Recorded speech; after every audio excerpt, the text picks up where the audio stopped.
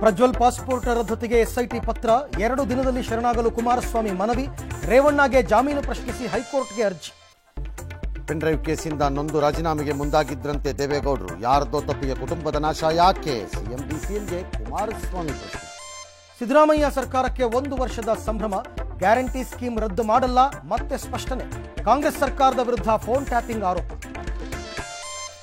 ಉದ್ವಿಗ್ನತೆ ಹೊತ್ತಲೇ ಇರಾನ್ಗೆ double shock, helicopter ದುರಂತದಲ್ಲಿ ಅಧ್ಯಕ್ಷ ವಿದೇಶಾಂಗ ಮಂತ್ರಿ ಸಾವು, ಪ್ರಧಾನಿ ಮೋದಿ ಸೇರಿ ಜಾಗತಿಕ ಗಣ್ಯರ ಸಂತಾಪ.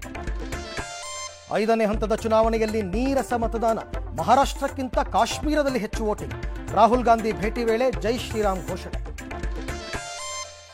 ಸಂಸದೆ ಸ್ವಾತಿ ಹಲ್ಲೆ ಕೇಸ್ ಬಳಿಕ ಆಪ್ಗೆ ಮತ್ತೊಂದು ಶಾಕ್, 7 ಕೋಟಿ ವಿದೇಶಿ ದೇಣಿಗೆ ಕರ್ಮಕಾಂಡ ಬಯಲು, 14 ದಿನ ಜಾಮೀನು ವಿಸ್ತರಣೆಗೆ ಕೇಜ್ರಿವಾಲ್ ಮನವಿ. ಬೆಂಗಳೂರಿನಲ್ಲಿ ಮಿಡ್ನೈಟ್ ರೇವ್ ಪಾರ್ಟಿ, ತೆಲುಗು ಕಿರುತೆರೆ ನಟಿಯರು ಸೇರಿ 101 ಮಂದಿಗೆ ವೈದ್ಯಕೀಯ ಪರೀಕ್ಷೆ. ಹುಬ್ಬಳ್ಳಿ ಅಂಜಲಿ ಕೇಸ್ ಸಿಐಡಿಗೆ ಹಸ್ತಾಂತರ.